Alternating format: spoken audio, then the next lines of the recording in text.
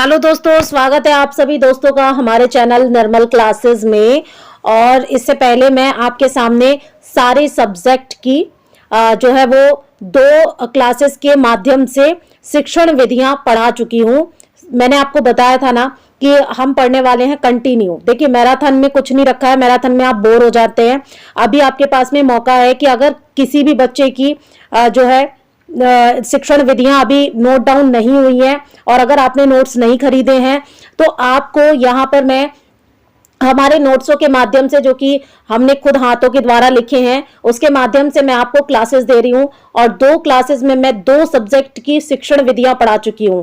आज की क्लास में, जो कि ये पार्ट 3 होने वाली है, ठीक है, इसमें हम पढ़ेंगे, गणित को भी कवर करेंगे और दूसरे किसी विषय की भी शिक्षण विधियों को यहाँ पर कवर कर लेंगे।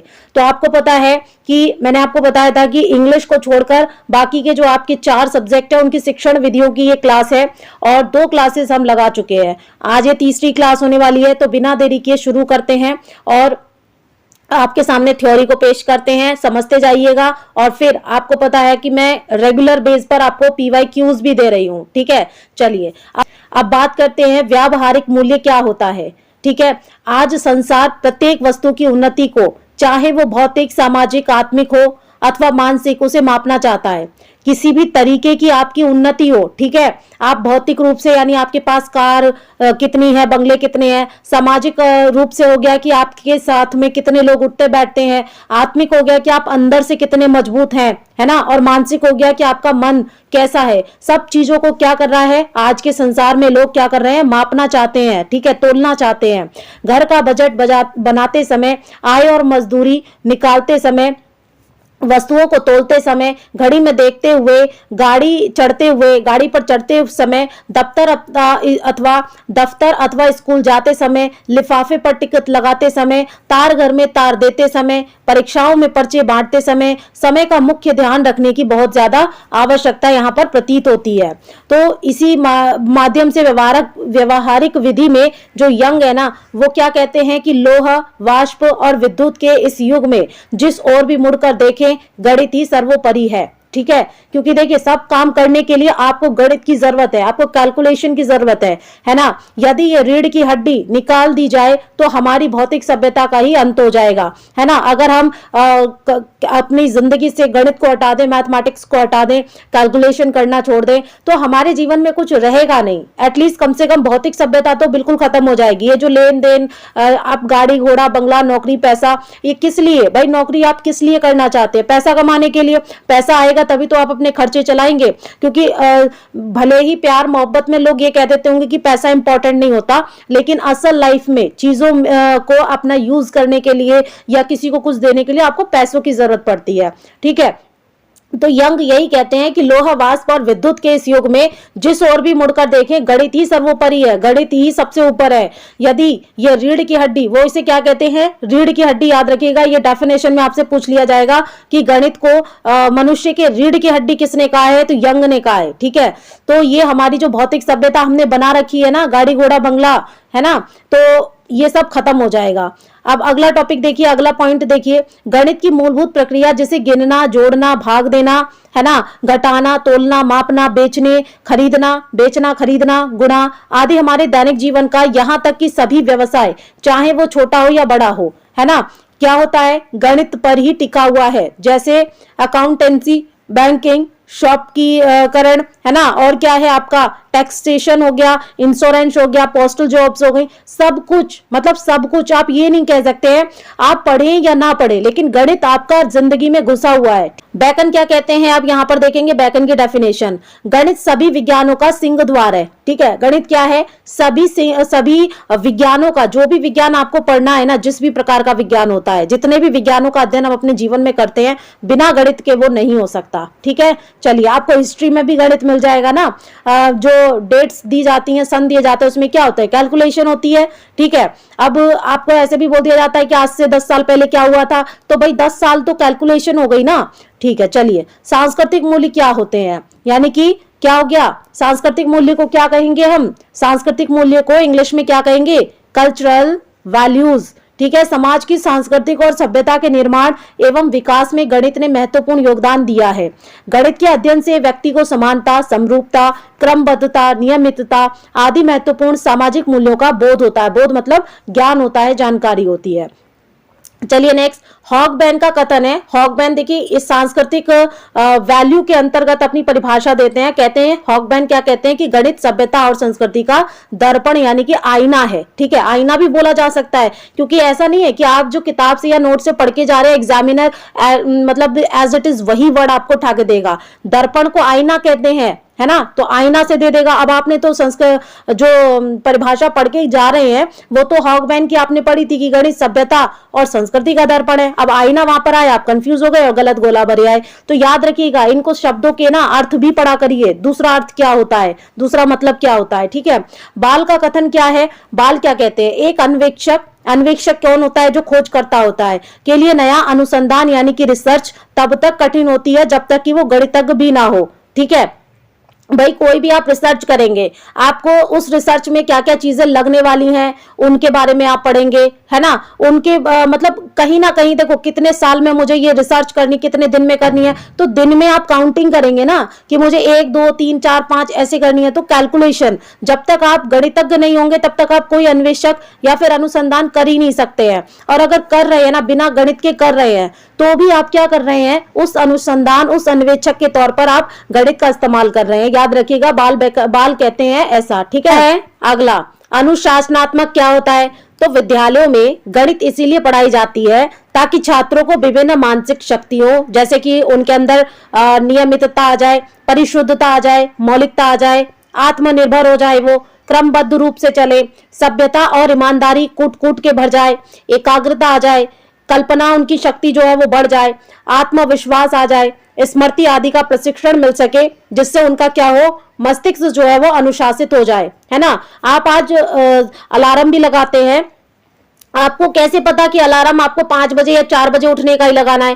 भाई गणित शिक्षण आपने ले रखा है ना कि 4 बजे उठूंगा या 5 बजे उठूंगा, और उठते उठते मुझे 6 बज जाएंगे, 6 बजे मैं उठूंगा, फिर मैं 7 बजे तक फ्रेश हो जाऊंगा, फिर 8 बजे तक अपना कर लूंगा ब्रेकफास्ट, फिर थोड़ा सा जो भी मेरे काम है वो 5 घंटे लगा के मैं करूंगा, फिर उसके बाद घर आऊंगा, ये करूंगा वो करूंगा, इस टाइम पर मैं ये करूंगा। तो आप क्या कर रहे हैं, आपका मस्तिष्क जो है ना वो गणित पढ़ने के बाद में क्या हो जाता है, अनुशासित हो जाता है ना, डिसिप्लिन में आ जाता है। ठीक है, अगला देखिए, गणित मानसिक व्यायाम करवाती है ना। गणित क्या करवाती है, आपका मानसिक जो है ना, जो आपकी मस्तिष्क की जो एक्सरसाइज होती है गणित करने से वो होता है। इसीलिए तो परीक्षा में आप देखते हैं ना कि गणित को भी स्थान दिया जाता है ना। काफी बच्चे डर जाते हैं कि गणित नहीं होगी, हमसे नहीं होगी, तो अगर वो नहीं कर पाएंगे, देखिए एक रूल्स से नहीं कर पाना वो एक अलग बात होती है, लेकिन बिल्कुल ही ना कर पाना वो दूसरी बात होती है। तो बिल्कुल ना कर पाए ऐसा कोई बच्चा नहीं है। हाँ, जो हमारे रटे रटाए जो सूत्र बने हुए हैं उसमें हमें दिक्कत आ जाती है, लेकिन हमें नॉर्मल लाइफ में जो गणित हमने सीखना है ना वो हमें सभी को आता है, चाहे कोई विद्यालय जाए या ना जाए।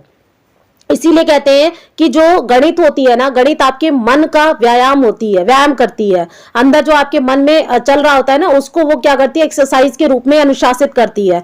गणित का एक अच्छा विद्यार्थी कपट, झूठ, धोखा और आडंबर को पसंद नहीं करता। ठीक है, आपने देखा होगा कि जिसकी मैथ अच्छी होती है ना, जिसकी कैलकुलेशन अच्छी होती है, अगर मान लीजिए आप दुकान पे गए, आपकी मैथ बहुत अच्छी है, आप बच्चे भी है ना, और अगर मैथ अच्छी है, दुकानदार ने आपको 50 रुपए लौटाने थे और 40 रुपए लौटाए और कह दिया कि बेटा जाओ हो गया तुम्हारा, तो आपकी अगर मैथ अच्छी है तो आप क्या करोगे, वहां पर दुकानदार को बता दोगे कि नहीं आपको मुझे 50 रुपए लौटाने थे, आपने 40 कैसे लौटाए, आप मेरे साथ गलत कर रहे हो, धोखा कर रहे हो, है ना, कपट कर रहे हो, आडंबर कर रहे हो। तो गणित का जो अच्छा विद्यार्थी होगा ना, जिसको गणित अच्छे से आती है, तो वो क्या करेगा, झूठ, कपट और धोखा, आडंबर को अपने साथ विश्वास मतलब क्या करेगा, अपने साथ नहीं उसको पसंद करेगा। बाकी दूसरी अलग ये बात है कि आजकल जो आपके साइबर अपराध होते हैं वो ज्यादातर गणित, मैथमेटिक्स जिनको आती है ना वही करते हैं।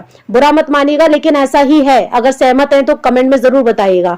चलिए, गणित के अध्ययन से सूक्ष्म निरीक्षण की आदत पड़ जाती है। अब जिसको गणित का क्या होता है, अध्ययन करता है ना अच्छे तरीके से, तो वो सूक्ष्म निरीक्षण की उसके आदत का विकास होता है, मतलब छोटे से छोटा निरीक्षण भी वो करने लग जाता है। अब आते हैं हमारे नैतिक मूल्य। नैतिक मूल्य क्या होते हैं? तो देखिए, गणित के नैतिक मूल्य को स्पष्ट करते हुए महान दार्शनिक डटन क्या कहते हैं? महान दार्शनिक डटन कहते हैं कि गणित तर्क सम्मत विचार, यथार्थ कथन तथा सत्य बोलने की सामर्थ्य को प्रदान करता है। व्यर्थ गप्पे, आडंबर, धोखा तथा छल कपट सब कुछ उस मन का कहना है कि जिसको गणित का प्रशिक्षण नहीं दिया गया है ना। क्या कहना है उनका? उनका कहना है कि जिसको गणित का प्रशिक्षण नहीं दिया जाता है वो क्या करेगा? व्यर्थ के गप्पे मारेगा, है ना। जैसे देखा होगा कि जो बच्चे पढ़ते नहीं है वो क्या करेंगे? एग्जाम फॉर्म डालते चले जाते हैं, सभी पोस्टों पे डाल देते हैं, है ना। फिर चाहे वो पाठ्यक्रम देखते नहीं है, वो पढ़ाई नहीं करते हैं, और जब उनके नंबर कम आते हैं तो वो आंखों में एकदम कपड़ा डाल डाल के रोते हैं और कहते हैं कि हमने तो बहुत मेहनत की थी, है ना। और जब उनसे कोई कुछ पूछता है तो वो फिर जवाब नहीं दे पाते। क्यों? क्योंकि उन्होंने ना गणित को अच्छे से पढ़ा नहीं, और जिसकी वजह से ना वो अपने सिलेबस को भी ना काउंट नहीं कर पाए कि मुझे कैसे कैसे करना था, कैसे कैसे पढ़ना था। और अब वो क्या कर रहे हैं? व्यर्थ के गप्पे मार रहे हैं, आडंबर धोखाधड़ी कर रहे हैं, छल कपट कर रहे हैं, ठीक है। इस प्रकार गणित ही एकमात्र ऐसा विषय है जो वास्तविक रूप से बच्चों को अपनी भावनाओं पर नियंत्रण रखने का अभ्यास कराता है तथा उच्च प्रशिक्षण भी प्रदान करता है। अब पढ़ेंगे, देखिए सामाजिक मूल्य क्या है। तो नेपोलियन के अनुसार, नेपोलियन क्या कहते हैं कि गणित की उन्नति तथा वृद्धि देश की संपन्नता से संबंधित है। यानी गणित की उन्नति और वृद्धि तभी होगी जब आपका देश संपन्न है, और देश जरूरी नहीं कि पैसों से संपन्न है। देश के अंदर जो आप ह्यूमन रिसोर्सेज है आप डेवलप होने चाहिए, तभी गणित जो है ना वो डेवलप होगा। जीविकोपार्जन संबंधी मूल्य। शिक्षा का मुख्य उद्देश्य बालकों को अपनी जीविका कमाने, रोजगार प्राप्त करने में समर्थ बना देना भी होता है। अब आप इतना कुछ पढ़ रहे हैं भाई, तो नौकरी करने के लिए तो पढ़ रहे हैं। अब जब आप सेलेक्ट हो जाएंगे, टीचर बन जाएंगे, कोई कुछ बनेगा, तो क्यों बनेगा? क्योंकि उसको सैलरी मिल रही है। अगर मैं आज आपको ये बोल दूं कि आपको टीचर बनना है लेकिन सैलरी नहीं मिलेगी, तो क्या आप में से एक बंदा भी ऐसा है जो टीचर बन जाएगा? वो एक अलग बात है कि आप कहीं और काम कर रहे हैं। जैसे मान लीजिए कि आप पुलिस की नौकरी में लगे हुए हैं और एक दो बच्चों को फ्री में ऐसे ही पढ़ा दे रहे हैं, तो वहां पर बच्चों के लिए आप टीचर हो गए, सर हो गए, मैडम हो गई, लेकिन वहां पर आप दूसरी जगह तो आप पुलिस वाले हैं, तो वो एक अलग बात है क्योंकि आपके पास एक दूसरा इनकम सोर्सेज है। लेकिन अगर मैं आपको ये ऑप्शन दूं कि आपको कुछ नहीं करना है और जो करना है उसका भी पैसा नहीं मिलेगा, तो क्या आप कभी भी क्या करेंगे? कभी भी आप नौकरी करेंगे? नहीं करेंगे, बिल्कुल नहीं करेंगे। तो शिक्षा का मुख्य उद्देश्य क्या होता है कि बालक अपनी जीविका कमाने और रोजगार प्राप्त करने में समर्थ बन जाए, ठीक है। अन्य विषयों की अपेक्षा गणित उस उद्देश्य की प्राप्ति में सर्वाधिक सहायक होता है।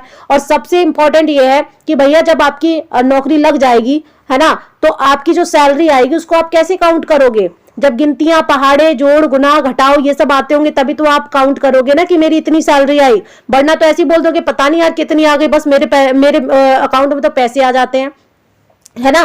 तो गणित क्या करता है? महत्वपूर्ण भूमिका निभाता है। हमें जो पैसा मिलेगा, हम जो जीविका कमाएंगे ना, जो पैसा कमाएंगे रोजगार से, उसको गिनने में सहायक होता है। उसको कैसे कैसे हमें कहाँ कहाँ पे सेट करना है अपने पैसे को, वो सब आप गणित की मदद से करते हैं, ठीक है। अपने पैसों को जो आप डिवाइडेड कर देते हैं वो भी आप गणित की सहायता से करते हैं। अगला देखिए, आज वैज्ञानिक तथा तकनीकी समय में विज्ञान के सूक्ष्मतम यानी छोटे छोटे नियमों, सिद्धांतों और उपकरणों का प्रयोग एवं प्रसार सर्वव्यापी हो गया है। ऐसा नहीं है कि ये बस हमारे भारत में ही है या किसी भारत के किसी 4-5 टीचरों के बीच में ही है मैथ के, बल्कि ये सर्वव्यापी है। सभी जगह पर इसका प्रसार और प्रयोग हो रहा है, ठीक है, जिसकी आधारशिला गणित ही मानी जाती है। चलिए अब आगे देखते हैं गणित और पर्यावरण शिक्षण की क्या विधियां हैं। याद रखिएगा ये हमारा तीसरा सब्जेक्ट है, ठीक है। चलिए, पहली है आगमन विधि। आगमन विधि के प्रवर्तक कौन है? किसी भी सब्जेक्ट में आप आगमन विधि और निगमन विधि पढ़ रहे हैं, आंख बंद करके अरस्तु लगा दीजिएगा, क्योंकि किसी भी विषय में, किसी भी सब्जेक्ट की जो शिक्षण विधियां है उसमें आगमन और निगमन विधि के जनक जो है वो सार्वभौमिक सत्य की अरस्तु है। ये स्तर जो है ना प्राथमिक और उच्च स्तर पर मतलब बहुत ज्यादा लाभकारी होती है। शिक्षण सूत्र क्या है इसके अंदर? तो यहाँ पर क्या होता है, उदाहरण से नियम की ओर चलते हैं, विशिष्ट से सामान्य की ओर, स्थूल से सूक्ष्म की ओर, ज्ञात से अज्ञात की ओर, प्रत्यक्ष से प्रमाण की ओर और मूर्त से अमूर्त की ओर। चलिए अब अगर आप ये कहते हैं कि मैं आपको ये सारे के सारे समझाऊं, तो फिर देखिए वन लाइन में समझेंगे। उदाहरण से नियम की ओर का मतलब होता है कि जब आप मान लीजिए कि इंग्लिश विषय पढ़ा रहे हैं, है ना, तो इंग्लिश विषय में आपने बोला कि बेटा देखो सेंटेंस होता है, सेंटेंस को आप इंग्लिश में, हिंदी में कहते हैं वाक्य है, ठीक है, हिंदी वाले हिंदी में समझ जाएंगे और इंग्लिश वाले इंग्लिश में। तो सेंटेंस आप पढ़ा रहे हैं, आपने बोला कि बेटा अगर मैं आपको पहले रूल बताऊंगी तो आपको शायद हो सकता है कि समझ में ना आए, इसीलिए आप पहले क्या देखो, आप देखो कि एक सेंटेंस, एक वाक्य है, मैंने लिखा कि राम स्कूल जाता है, राम विद्यालय जाता है, ठीक है, राम विद्यालय जाता है, विद्यालय जाता है, मैंने बेटा ये लिख दिया है, ठीक है। अब यहां पर क्या हो रहा है, वाक्य बन गया कि राम विद्यालय जाता है। अब बच्चे को ये तो समझ में आ गया, अब बच्चे को ये नहीं समझ में आया कि ये है क्या, तो दरअसल ये क्या है, ये उदाहरण है, ये क्या है, उदाहरण है। हिंदी के अंदर उदाहरण है और इंग्लिश के अंदर क्या हो जाएगा, तो इंग्लिश के अंदर इसको हम क्या बोल देंगे, राम गो टू स्कूल, है ना। अब यहाँ पे बच्चे ने बोला कि ठीक है मैडम आपने उदाहरण तो बता दिया है, लेकिन इसको कैसे बनाया आपने, तो मैं बोलूंगी कि बेटा ये जो राम था ना, इसमें राम क्या था, आपका करता था, करने वाला व्यक्ति था, है ना, राम करता था। और मैंने जो बोला आपसे कि यहाँ पर जो जाता है यानी कि विद्यालय जाता है, तो विद्यालय यहाँ पर क्या था, विद्यालय तो ऑब्जेक्ट था ना, विद्यालय ऑब्जेक्ट होता है, और बाकी का बीच में जो बचा क्रिया बची, ठीक है, गो टू, है ना। तो यहाँ पर क्या हुआ, यहाँ पर आपने बच्चे को क्या बता दिया, इंग्लिश में आप बोलते सब्जेक्ट प्लस वर्ब और प्लस बोल देते आप ऑब्जेक्ट, तो ये क्या था, ये नियम था ना, इसी नियम के आधार पर आप इंग्लिश में ट्रांसलेट करते हैं, है ना, या फिर सेंटेंस बनाते हैं। तो यही क्या होता है आपका, उदाहरण से पहले आप बच्चे को उदाहरण बता देते हैं और उसके बाद में उसका नियम समझा देते हैं। तो ये होता है आगमन विधि का पहला नियम। फिर उसके बाद में आता है सूत्र, सूत्र को नियम ही बोलते हैं, कंफ्यूज मत होइएगा। फिर आता है विशिष्ट से सामान्य की ओर, पहले आप चीजें विशिष्ट रूप से बता देते हैं, फिर उसके बाद उसको सामान्य की ओर लेके जाते हैं। उसके बाद स्थूल से सूक्ष्म की ओर जाते हैं, फिर ज्ञात से अज्ञात की ओर, जो बच्चे को पता है, फिर उसके बाद जो नहीं पता है उसके तरफ लेके जाते हैं। प्रत्यक्ष आप दिखाते हैं और फिर उसे प्रमाणित भी करते हैं। मूर्त, जो वो जानता है उसकी तरफ, और जो नहीं जानता है उसे फिर उसकी तरफ मोड़ते हैं, यानी कि अमूर्त की तरफ। अगला है आगमन विधि के पद या सोपान कितने हैं, तो जिस भी सब्जेक्ट में पढ़ रहे हैं वहां याद रखिएगा 4 ही पद हैं, 4 ही सोपान है। पहले आप उदाहरण देते हैं, फिर निरीक्षण या तुलना करते हैं, सामान्यीकरण नियमनीकरण करते हैं और बाद में परीक्षण या पुष्टि करते हैं।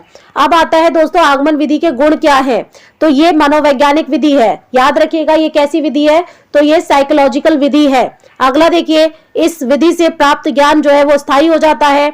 ये विधि बालक में खोजी प्रवृत्ति को जन्म देती है, क्योंकि बालक स्वयं नियम की खोज करने लग जाता है। अगला है कि ये विधि छोटी कक्षाओं के लिए उपयोगी मानी जाती है, जैसे 8वीं तक के बच्चों के लिए।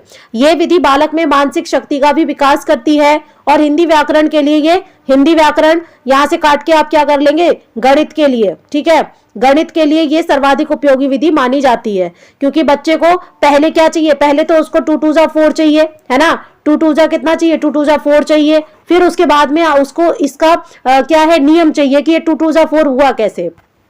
चलिए आगे बढ़ते हैं। अब देखिए ऐसा नहीं है कि जिसके गुण होते हैं उसकी कमियां भी होती है, उसके अवगुण भी होते हैं। तो आगमन विधि के गुण अभी हमने देखे थे, अब हम देखेंगे आगमन विधि की कमियां क्या हैं। तो इस विधि में समय अधिक खर्च हो जाता है, कि पहले आप उदाहरण दे रहे हो, पहले जो बच्चा जानता है उसको उससे वो पूछ रहे हो, फिर बता रहे हो, तो समय अधिक लगेगा, है ना, क्योंकि क्रिया जो है वो दोनों साइड से होनी है। अब देखिए अनुभवी और योग्य अध्यापक ही इस विधि का प्रयोग कर सकते हैं। अब जो अध्यापक अनुभवी और योग्य होगा, इसीलिए तो आपको डीएलएड या फिर बीएड क्यों कराया जाता है, एक टीचर को इतना पढ़ने के लिए क्यों कहा जाता है, क्योंकि अनुभव होगा उसे, वो योग्य अध्यापक तभी बन सकता है जब वो अनुभवी होगा, यानी बहुत पढ़ता होगा, है ना, और तभी वो अपनी विधि जो भी उसने पढ़ा है ना, जैसे आगमन विधि का प्रयोग वो तभी कर सकता है जब वो खुद भी बहुत पढ़ता हो। परिणाम पूर्णतः सत्य नहीं होते, इसमें क्या होता है, परिणाम जो है वो पूरी तरह से सत्य नहीं होगा। ये विधि बड़ी कक्षाओं के लिए उपयोगी भी नहीं मानी जाती है, क्योंकि छोटी कक्षा के लिए उपयोगी है, तो इसका अपोजिट हो गया कि बड़ी कक्षा के लिए उपयोगी नहीं है। इस विधि में बालक धीमी गति से सीखता है और मेहनत भी अधिक करनी पड़ जाती है, ठीक है। अब आती है हमारी नंबर दूसरी विधि, यानी कि निगमन विधि। इसके प्रतिपादक या जनक कौन है, अरस्तु ही है ना। स्तर क्या है, माध्यमिक और उच्च माध्यमिक में इसी विधि के द्वारा पढ़ाया जाता है। ये विधि आगमन विधि का विलोम हो जाती है, एकदम पलट जाती है, उल्टी हो जाती है ना। जैसे निगमन विधि के आप सूत्र देखेंगे, पलट दीजिए, नियम से उदाहरण की ओर जाएंगे, पहले नियम बताएंगे बच्चे को, बाद में उदाहरण देंगे।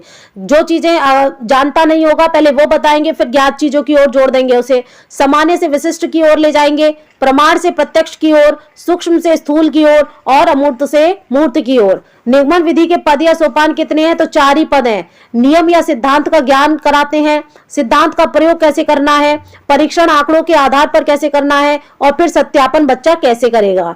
अगला देखिए, इसके गुण भी है। गुण क्या है? तो समय तथा श्रम की बचत हो जाती है, क्योंकि यहाँ पर क्या है, ये बालक केंद्रित नहीं होती है निगमन विधि, ये अध्यापक केंद्रित होती है। यहाँ पर अध्यापक पूरी तरीके से एक्टिव होता है, ठीक है। और यहाँ पर क्या होता है, जब मैं एक्टिव होंगी तो मैं बहुत कुछ करवा सकती हूँ। अगर मैं आपके कमेंट देखूं या फिर मैं आपको रिप्लाई करती रहूं तो फिर मैं आपको अच्छे से पढ़ा नहीं पाऊंगी, है ना।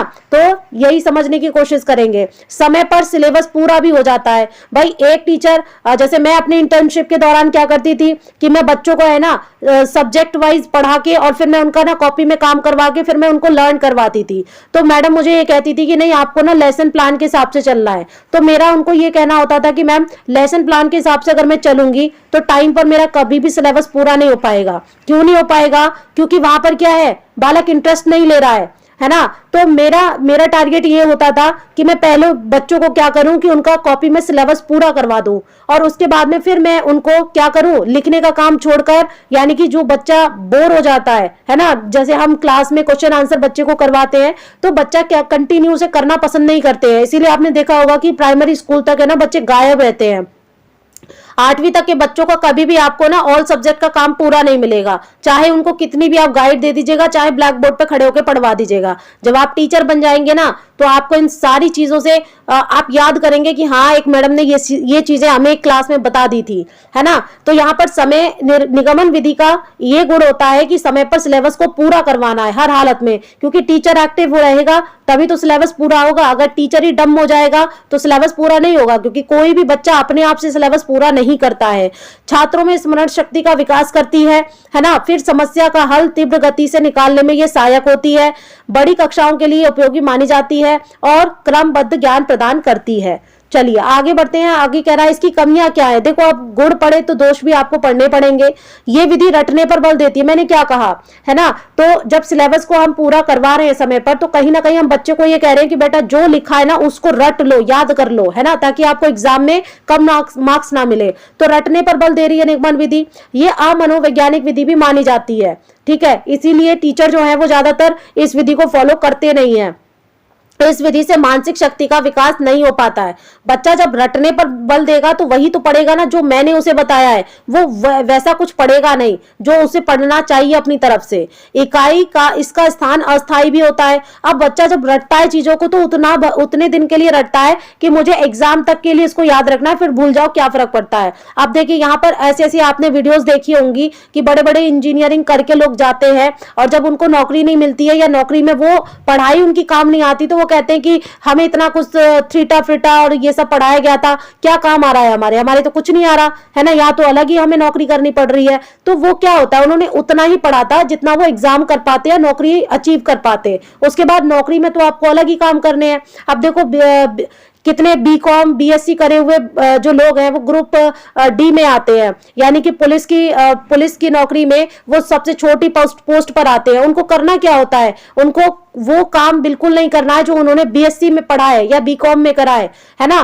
तो यहाँ पे क्या होता है, नौकरी में आके आपकी दुर्दशा अलग ही तरीके की हो जाती है। एक बस आपकी एक टीचर लाइन ऐसी होती है जो आप पढ़ के आए हो वही आप बच्चे को पढ़ाओगे, इसीलिए ये प्रोफेशन सबसे ज्यादा अच्छा माना जाता है ना। अगला देखिए, ये विधि क्या है, छोटी कक्षाओं के लिए उपयोगी नहीं मानी जाती। अब जाहिर सी बात है कि जब बड़ी के लिए मानी जाती है तो फिर उल्टी छोटी के लिए नहीं मानी जाती होगी। अब हमारी आती है तीसरी विधि, संश्लेषण विधि। अर्थ होता है दोस्तों खंडों को जोड़ना, है ना। यानी कि जैसे ये मान लीजिए ये है, या रस्सी मान लीजिए आप, सबसे बढ़िया कि ये रस्सी है, ठीक है। अब ये खंडों में है तो इनको जोड़ दीजिए, ठीक है। कैसे, गांठ मार मार के इनको जोड़ दीजिए। तो रस्सी को जोड़ना तो क्या है, खंडों को जोड़ना ही संश्लेषण कहलाता है। प्रोफेसर यंग कहते हैं कि संश्लेषण विधि के द्वारा सूखी घास से तिनका निकाला जाता है, किंतु विश्लेषण विधि से तिनका स्वयं घास से बाहर निकल जाता है, यानी उल्टा होता है। संश्लेषण विधि में क्या होता है, आपको जोड़ना पड़ता है खंडों को, है ना।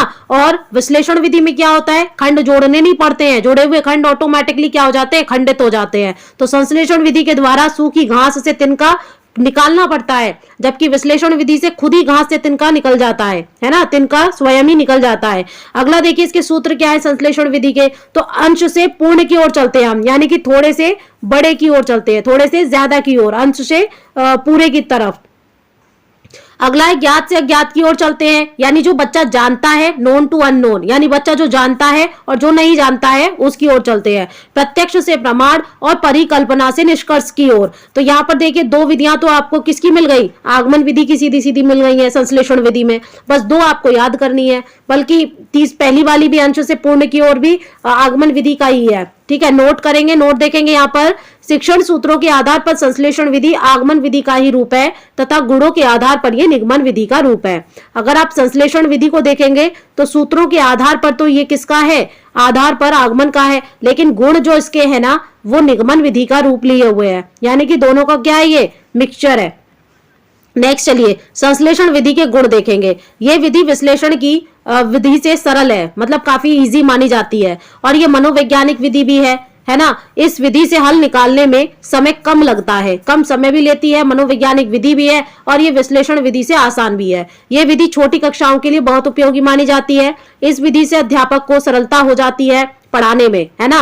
विश्लेषण के बाद संश्लेषण विधि का ही प्रयोग किया जाता है। अब चलेंगे नेक्स्ट, संश्लेषण विधि में दोष भी है, यानी कि कमियां भी हैं। कौन कौन सी कमियां हैं, तो ये विधि रटने पर बल देती है, क्योंकि निगमनात्मक के भी गुण इसमें अंदर शामिल है, कमियां मतलब। ठीक है, इस विधि से तर्क शक्ति का विकास नहीं होता, बच्चा तर्क नहीं करता है। इस विधि से प्राप्त ज्ञान स्थायी भी नहीं होता है ना। ये एक नीरस और निर्जीव विधि मानी जाती है, यानी बोरिंग विधि मानी जाती है। नंबर 4 विधि देखिए विश्लेषण विधि। विश्लेषण का मतलब होता है टुकड़े करना। मैंने आपको बताया था ना कि संश्लेषण का मतलब होता है टुकड़ों को जोड़ देना, खंडों को जोड़ देना, है ना। लेकिन विश्लेषण का मतलब क्या होता है दोस्तों, विश्लेषण का मतलब होता है खंड कर देना, यानी कि जो टुकड़ों को टुकड़े कर देना। तो एम के मंगल कहते हैं कि विश्लेषण विधि उस विधि को कहते हैं जिसमें किसी भी समस्या की तह तक पहुंचने तथा सुविधापूर्ण हल करने के दृष्टिकोण से हम उसे छोटे छोटे भागों में व्यक्त करते हैं, और इस तरह अज्ञात का रहस्य खोजते खोजते ज्ञात तक पहुंचने का प्रयत्न करने लग जाते हैं। अगला देखिए विश्लेषण विधि के पद कितने हैं, तो 4 है। पहले समस्या की प्रस्तुति की जाती है, ठीक है, उसके बाद में समस्या की अनुभूति की जाती है, यानी कि उसको भांपा जाता है कि समस्या आखिरकार मतलब आ कहां से रही है। उसके बाद में समस्या के खंडों को विभाजित कर दिया जाता है कि ठीक है यहाँ से हमको ये मिल रही है समस्या, तो ये हमने खंड कर दिए, 1 2 3 यानी 5 जगह से हमें क्या मिल रही है, समस्या दिखाई दे रही है। और प्रत्येक खंड का फिर क्रमबद्ध रूप से हल किया जाता है। पहले इसको खत्म करेंगे, फिर इसको खत्म करेंगे, फिर इसको खत्म करेंगे, इसको जिसके करीब पहुंचते जाएंगे उस समस्या को खत्म करते जाएंगे। अब चलिए यहाँ पे चलते हैं, शिक्षण विधि के मतलब विश्लेषण विधि के सूत्र क्या है, तो पूर्ण से, यहाँ पर उल्टा हो जाता है संश्लेषण का, पूर्ण से अंश की ओर जाना है, अज्ञात से ज्ञात की ओर, प्रमाण से प्रत्यक्ष की ओर, और निष्कर्ष से परिकल्पना की ओर।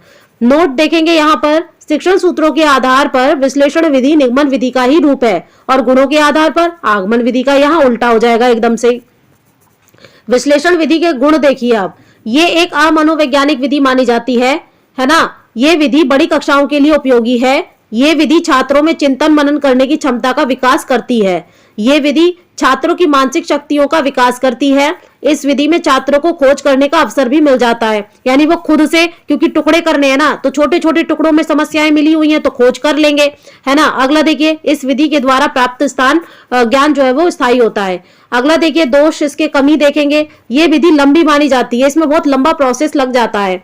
इस विधि के द्वारा समस्या हल करने में जो परिश्रम है ना वो ज्यादा करना पड़ता है, बहुत मेहनत करनी पड़ती है, ना सिर्फ बच्चे को बल्कि अध्यापक को भी। इस विधि के द्वारा पाठ्यक्रम भी देरी से खत्म होता है, क्योंकि अब देखो हम क्या करते हैं, आपने देखा होगा ना, भाषा का ज्ञान दिया होता है। जब आप हिंदी पढ़ाने जाओगे ना कक्षा में बच्चे को, 5वीं कक्षा में, तो कम से कम जितना बड़ा चैप्टर नहीं होता ना उससे ज्यादा तो उसके सोल्यूशन करने के लिए क्वेश्चन आंसर वगैरह होते हैं कितने टाइप के।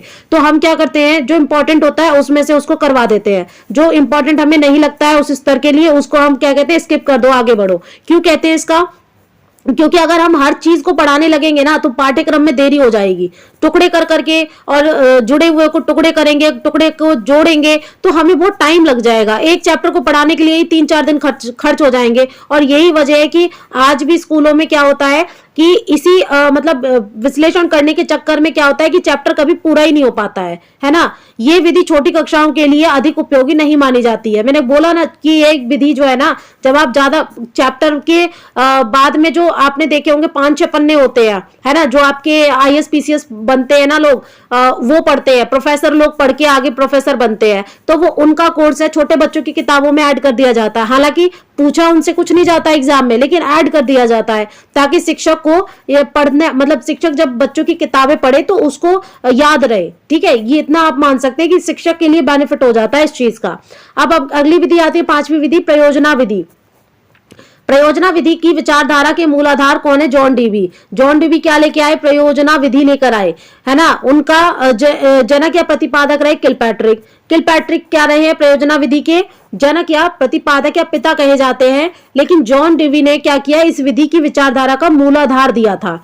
ठीक है, अगला देखिए, मार्कर का कथन क्या है? तो प्रोजेक्ट कार्य की एक इकाई होती है जिसमें छात्रों को कार्य की योजना और संपन्नता के लिए उत्तरदायी बनाया जाता है। क्या होती है? प्रोजेक्ट एक इकाई होती है जो क्या करती है? छात्रों को कार्य की योजना, यानी कि योजना कैसे बनानी है किसी काम की, उसको संपन्न कैसे करना है, इसके लिए रेस्पॉन्सिबल बना देती है। बेलार्ड कहते हैं कि प्रोजेक्ट यथार्थ जीवन का ही एक भाग है जो विद्यालय में उपयोग किया जाता है। ठीक है, यथार्थ जीवन से प्रोजेक्ट कार्य को कौन जोड़ते हैं? तो बेलार्ड जोड़ते हैं। प्रयोजना विधि के आधारभूत सिद्धांत देखेंगे, रोचकता होती है इसमें, प्रयोजना सिद्धांत होता है, क्रियाशीलता होती है, वास्तविकता होती है, बच्चे को वास्तविक चीजों के बारे में पता चल जाता है ना। आप अगर राष्ट्रपति के बारे में पढ़ा रहे हैं, है ना, तो बच्चा इतना इंटरेस्ट होके नहीं पढ़ेगा, लेकिन उसी राष्ट्रपति को लाके खड़ा कर दीजिए सामने और उससे बच्चे को बोलिए कि आप पूछो कि आप कैसे राष्ट्रपति बने थे, तो वो सारी चीजें जब बताएंगे ना तो बच्चे को इंटरेस्ट लगेगा, अच्छा ऐसे राष्ट्रपति बनते हैं। ठीक है, पढ़ने में उतना इंटरेस्ट नहीं आएगा। तो वास्तविकता से रूबरू कराना इसका क्या है? प्रयोजना विधि का उद्देश्य है, सिद्धांत है। क्रियाशीलता बच्चों में बनी रहती है, बच्चे क्या होते हैं? एक्टिविटी, मतलब एक्टिव बने रहते हैं। फिर आता है सामाजिकता बनी रहती है, समाज में भी बच्चे क्या करते हैं? जुड़ते हैं। उपयोगिता, उपयोगिता का मतलब है कि प्रयोजना विधि में जो भी वो वर्क करते हैं ना, तो उसकी उपयोगिता उनके लिए बन जाती है, वो चीजों को समझने लगते हैं। जैसे आप प्लांट के बारे में पढ़ाइए, लेकिन दूसरी तरफ आप प्रोजेक्ट विधि में बोलिए कि प्लांट उगा के लेकर आना है, चाहे 1 महीने में उगा के लेकर आओ, तो बच्चा ना खोज करेगा कि ऐसा कौन सा पौधा है कि सबसे पहले मैं मैडम को उगा के दिखाऊं, है ना। मैडम ने हमें 1 महीने का टाइम दिया है, लेकिन मैं वो ऐसा पौधा हो जो कि हफ्ते भर में हो जाए और मैं सबसे पहले क्लास में जाके दिखाऊं। तो कहीं ना कहीं क्या है, फिर वो भूलेगा नहीं। जब वो पौधा उगा के लाएगा ना आपके सामने, तो वो कभी भी भूलेगा नहीं इस चीज को कि मैंने कैसे कैसे ये किया था।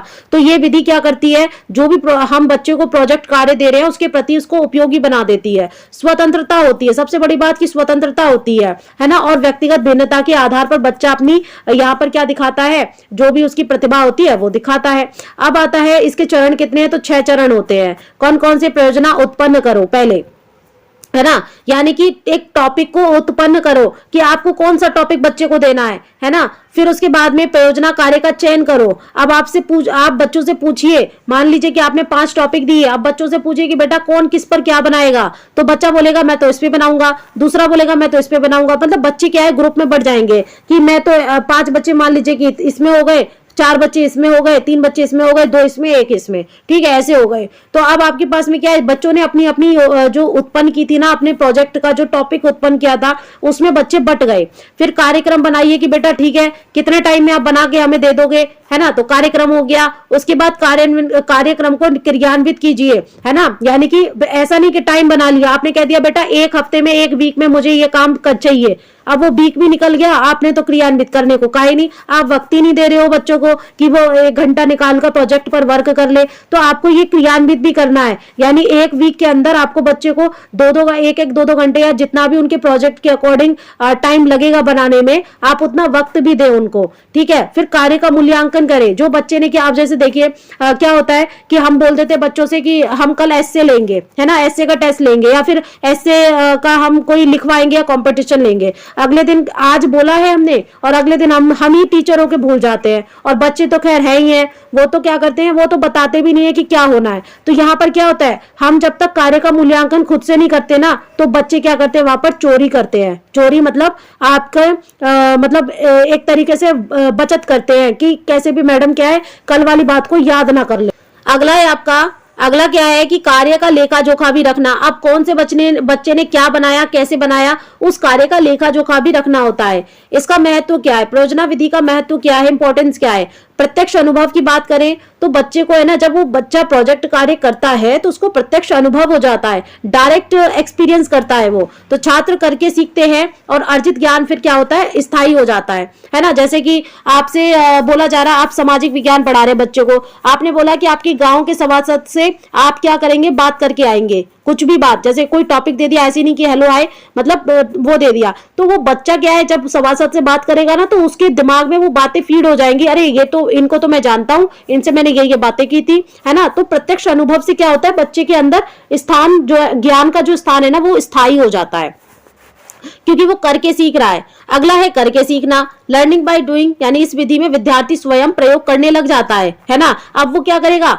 एक सभासद से उसने बात की, फिर वो प्रधान जी से बात करने की कोशिश करेगा, फिर वो डीएम से बात करने की कोशिश करेगा। तो अब उसका क्या हो गया, अब वो करके सीख रहा है, यानी वो समझ गया कि ये सब क्या है, हमारे लिए ही यहाँ पर आए हैं, हायर हुए हैं, और मैं इन सब से क्या कर सकता हूँ, वार्तालाप कर सकता हूँ। फिर आता है मनोवैज्ञानिकता, छात्रों में जिज्ञासा, क्रियाशीलता और रचना प्रवृत्ति उग्र हो जाती है, यानी वो जिज्ञासा करेगा, खोजेगा चीजों को, एक्टिव रहेगा हमेशा, रचना की प्रवृत्ति जो है, रचना करने की कोशिश करेगा।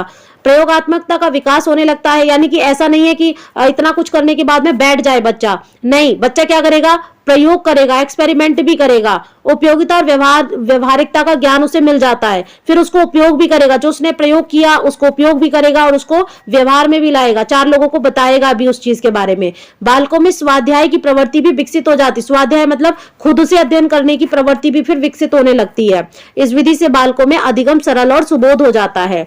प्रयोजना विधि के गुण और विशेषताएं देखेंगे तो प्रोजेक्ट विधि मनोवैज्ञानिक सिद्धांतों पर आधारित होती है, छात्रों को चरित्र विकास और सर्वांगीण विकास में ये सहायक होती है। ये प्रयोगात्मक और व्यवहारिक विधि होती है। ये विधि पिछड़े बालकों की समस्या को हल कर देती है, यानी सॉल्व कर देती है। ये विधि बालकों को तर्क, निर्णय, चिंतन और अन्वेषण शक्ति का विकास करती है। ये विधि बालकों में आत्मविश्वास, आत्मनिर्भरता, सामाजिक गुणों का विकास करती है, और ये विधि समवाय रूप से शिक्षण देने की आदर्श विधि भी मानी जाती है।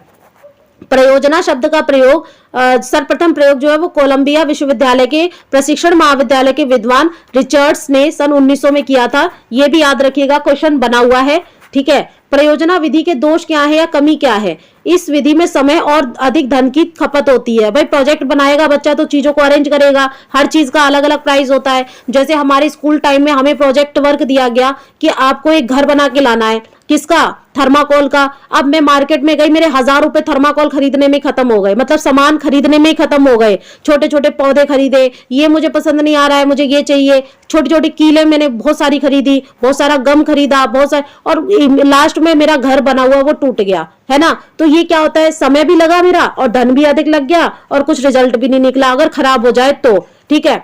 समय पर पाठ्यक्रम भी पूरा नहीं हो पाता, क्योंकि फिर प्रोजेक्ट वर्क में ही हम बच्चे को फंसा देते हैं, और जब बच्चा फंसा है तो हम तो टीचर है भैया, हम तो उनके वो शेर तो हम सवा शेर, हम भी फंसे हुए हो जाते हैं। उचित अनुभवी शिक्षकों की कमी होने पर यह विधि सफल नहीं हो पाती है। आप देखो, जब अनुभव जो है ना, शिक्षक को अनुभव नहीं होगा सही तरीके से। अब आप मान लीजिए कि इंग्लिश का आप टीचर है और वहां पे जाके आपको बोल दिया जाए कि पौधे उगाओ बच्चों से, तो आप नहीं कर पाओगे, है ना। आपको वो काम दे दिया जिसमें आप इंटरेस्ट रखते ही नहीं हो, तो अब जब टीचर ही इंटरेस्ट नहीं रख रहा है तो बच्चा कैसे उस चीज में, प्रोजेक्ट विधि में मतलब उस प्रोजेक्ट में इंटरेस्ट रखेगा। तो टीचर भी वही दो जो कि उसमें इंटरेस्टेड हो, जो कि जिसको अनुभव हो थोड़ा बहुत, वही तो बताएगा बच्चों को। इसमें क्या होता है, अगला पॉइंट है कि इसमें क्रमबद्ध अध्ययन भी नहीं हो पाता है। ठीक है, कभी किसी का दे देंगे, कभी किसी का प्रोजेक्ट दे देंगे, फिर उसका कोई रिजल्ट भी नहीं निकलना है। अब सुझाव कौन क्या देता है, तो इस विधि में अध्यापक को पर्याप्त रूप से प्रशिक्षण देने की आवश्यकता होती है। अगर आप इस विधि का प्रयोग कर रहे हैं, प्रोजेक्ट दे रहे हैं बच्चे को, तो अपने स्कूल के हर टीचर को प्रशिक्षण दीजिए, क्योंकि कोई भी टीचर प्रोजेक्ट कार्य का हेड बनाया जा सकता है। जहां तक हो सके इसमें मितव्ययिता बरती जानी चाहिए। मितव्ययिता का क्या मतलब होता है कि कम से कम चीजें, जैसे आप देखिए, जब मैं इंटर्नशिप के दौरान गई तो मुझे बोला गया कि आप मतलब आपको इंटरेस्ट है गार्डनिंग करने का, तो हमारे स्कूल के बच्चों को सिखाइए। कैसे आप गार्डनिंग सिखाएंगी, तो मैंने उन्हें जो हमारे वेस्ट आइटम होते हैं उनके थ्रू मैंने उन्हें गार्डनिंग करना सिखाया। उनके स्कूल में पेड़ पौधे, आज की डेट में कभी अगर मुझे जब आप 10,000 का आंकड़ा पार कर जाएंगे, तब मैं आपको अपने मैं अपने जहां पर मैंने इंटर्नशिप की है वहां दिखाऊंगी वहां का नजारा कि उस स्कूल का कितना अच्छा नजारा है ना। तो यकीन मानिए कि जब मैंने इंटर्नशिप की है तो फिर मुझे पता है कि वहां का एक्सपीरियंस क्या होता है ना। तो यहां पर क्या होगा, मितव्ययिता बरती जानी चाहिए। आप खुद कहेंगे कि हाँ, कि इंटर्नशिप के दौरान भी हम क्या कर सकते हैं, अपनी 6 महीने की इंटर्नशिप के दौरान भी स्कूल का नक्शा बदल सकते हैं। ठीक है, छात्रों को यथासम्मत प्रेरणा मिलती रहती है ना। यहाँ पे क्या होता है, इसके मिलती रहनी चाहिए। ऐसा ना हो कि देखिए, प्रोजेक्ट कार्य बच्चों को करा रहे हैं और फिर बच्चा जब आपसे पूछ रहा है कि मैडम इसमें ये क्यों हुआ, तो आप कहना अरे यार दिमाग मत खाओ, तो प्रेरणा नहीं मिलेगी बच्चे को। समस्त रूप से आपको अगर इस विधि का प्रयोग करना है तो आपको खड़े रहकर उसके साथ में ये कहना है नहीं बेटा हो जाएगा, सब काम होगा, अच्छा से होगा, है ना। स्थायी महत्व को ध्यान में रखा जाना चाहिए। अब बच्चा सीख क्या रहा है उस चीज को भी तो ध्यान रखोगे ना, कि बच्चा इस प्रोजेक्ट को बनाने के बाद कुछ सीख भी रहा है या ऊपर से ही जा रहा है सब कुछ। अगली विधि है आपकी भाषा प्रयोगशाला विधि। प्रतिपादक है इसके लॉरेंस एम स्टेलूरो, है ना, तथा डेनियल डेविस है 1965 में। इन्होंने ये विधि लेकर आए थे, भाषा प्रयोगशाला की विधि। कक्षा अध्ययन का पूरक ही भाषा प्रयोग विधि कहलाता है, प्रयोगशाला विधि है। ये विधि भाषा शिक्षण का केंद्र होती है, यानी लैंग्वेज सिखाने का केंद्र होती है। इस विधि में कंप्यूटर शिक्षण का कंप्यूटर जो है ना वो शिक्षण का कार्य करता है तथा शिक्षक एक सुविधा प्रदाता की भूमिका निभाता है। नेक्स्ट देखिए, प्रोफेसर एडविन पैकर क्या कहते हैं, तो भाषा प्रयोगशाला वैद्युत की है, साज सज्जा से युक्त एक शिक्षण कक्ष होता है जिसका प्रयोग भाषाओं में समूह के लिए किया जाता है। चलिए, आज की क्लास में हम इतना ही छोड़ते हैं। उसके बाद में पार्ट 4 में आप पढ़ेंगे दोस्तों। पार्ट 4 के अंदर आगे से पढ़ेंगे, क्या पढ़ेंगे हम, भाषा प्रयोगशाला की विधि के गुण से पढ़ेंगे। तो अगर आपने अभी तक शिक्षण विधियों की, क्योंकि मैंने आपको पहली क्लास में बताया था कि सारे सब्जेक्ट की, यानी जितने भी आपके पूछे जाने हैं ना शिक्षा सब्जेक्ट लेवल 1 के अंदर, वो सारे के सारे इसमें इंक्लूड है ना। और हिंदी वाला जो हम शिक्षण विधि पढ़ेंगे उसको हम मतलब मैं साथ साथ में कोशिश करूंगी कि इंग्लिश वालों के लिए भी इजी बनाती जाऊं, है ना। तो अगर आपने लेवल 1 वो क्लास 1 क्लास 2 क्लास 3 नहीं देखी तो देख लीजिए दोस्तों क्लास 4 में। तब तक के लिए चैनल को सब्सक्राइब कर लीजिए और क्लासेसों को कर लीजिए, क्योंकि बहुत सारी क्लासेस आ चुकी हैं, है ना। और मुझे आपको पढ़ाई हुए अभी 1 मंथ भी नहीं कंप्लीट हुआ है और मैंने काफी कुछ आपको पढ़ा दिया है। तो आपका राइट ये बनता है कि आप मुझे सब्सक्राइब कर लें और मेरे चैनल पर जो भी क्लासेस आ रही हैं उनको अपना समर्थन दें। चलिए फिर मिलते हैं, बाय बाय, टेक केयर।